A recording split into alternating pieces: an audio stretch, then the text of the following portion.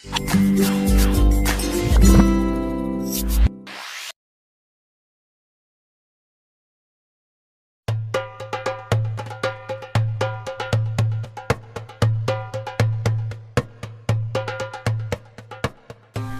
penduduk kerajaan Babilonia mempunyai kepercayaan menyembah berhala, lahirlah seorang utusan Allah yang bernama Ibrahim. Beliau adalah putra dari Azar yang merupakan keturunan dari Nabi Nuh alaihi salam. Ayah Nabi Ibrahim adalah seorang pemahat patung yang cukup terkenal. Saat masih kecil, Nabi Ibrahim membantu menjual patung-patung buatan ayahnya. Karena sering berkeliling menjual patung, Nabi Ibrahim pun bertanya-tanya, "Wahai ayahku, apakah engkau percaya bahwa semua patung yang dibuat ini adalah Tuhan yang pantas?" Namun ayah Nabi Ibrahim tidak mau menjawab dan tetap terus membuat berhala. Kejadian ini terdapat dalam surat Al-An'am ayat 74. Kerajaan Babilonia pada saat itu dipimpin seorang raja yang bernama Namrud bin Kan'an. Pemerintahan yang dijalankannya adalah kekuasaan mutlak yang membuatnya menjadi raja yang kejam. Apapun yang diperintahkannya harus ditaati dan dilaksanakan tanpa ada pertimbangan dari siapapun. Setelah dewasa, Nabi Ibrahim mulai menyebarkan ajaran Allah Subhanahu wa Ta'ala. Pada suatu hari, semua penduduk merayakan sebuah tradisi tahunan dengan pergi keluar kota untuk berburu. Nabi Ibrahim juga diajak oleh ayahnya. Namun kali ini Nabi Ibrahim menolak dengan alasan sakit. Nabi Ibrahim kemudian pergi untuk menghancurkan patung-patung berhala yang berada di tempat ibadah dengan menggunakan sebuah kapak. Semua patung-patung berhala itu dihancurkan tanpa ada yang tersisa kecuali patung yang paling besar. Nabi Ibrahim lalu meletakkan kapaknya di depan patung tersebut. Ketika para penduduk kembali, mereka sangat terkejut melihat patung sesembahannya hancur berkeping-keping. Mereka akhirnya mencurigai seseorang yang tidak ikut dalam acara perayaan. Dipanggillah Nabi Ibrahim untuk diadili yang disaksikan oleh seluruh penduduk Babilonia.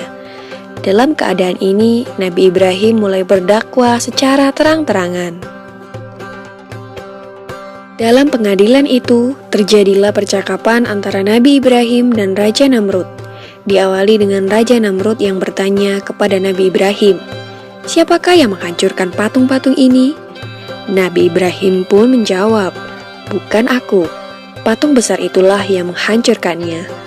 Raja Namrud dengan geram kembali berkata, "Mana mungkin patung itu bisa bergerak dan memegang sebuah kapak, sedangkan untuk berbicara saja dia tidak mampu." Disinilah kecerdikan Nabi Ibrahim dalam berdakwah. Dengan tegas beliau menjawab, "Jika engkau tahu bahwa patung itu tidak bisa bergerak, bahkan berbicara saja ia tidak mampu, mengapa kalian semua menyembahnya?" Dengan jawaban ini, maka terdiamlah seluruh masyarakat Babilonia termasuk Raja Namrud. Tetapi dengan kekuasaan mutlaknya, Raja Namrud dengan marah memerintahkan prajuritnya untuk membakar Nabi Ibrahim. Dalam keadaan yang demikian, Nabi Ibrahim tetap tenang dan memohon pertolongan kepada Allah Subhanahu wa Ta'ala. Sebuah tiang yang kuat didirikan sebagai tempat Nabi Ibrahim diikat dan dibakar. Setelah kayu sudah siap mengelilingi Nabi Ibrahim, disulutlah kayu itu dengan api atas perintah Raja Namrud. Api itu dengan cepat mulai membesar. Masyarakat Babilonia pun mulai bersukaria melihat Nabi Ibrahim dilalap api. Namun, alangkah terkejutnya para penduduk karena Nabi Ibrahim tidak terbakar. Beliau masih utuh sempurna tanpa adanya luka sedikit pun. Ternyata doa Nabi Ibrahim dikabulkan oleh Allah Subhanahu wa Ta'ala. Permohonan agar diselamatkan dari api yang besar dan menyala ada dalam Al-Quran Surat Al-Anbiya ayat 69. Maka selamatlah Nabi Ibrahim dari kobaran api yang amat besar, sehingga penduduk menjadi takjub terhadap mukjizat Nabi Ibrahim.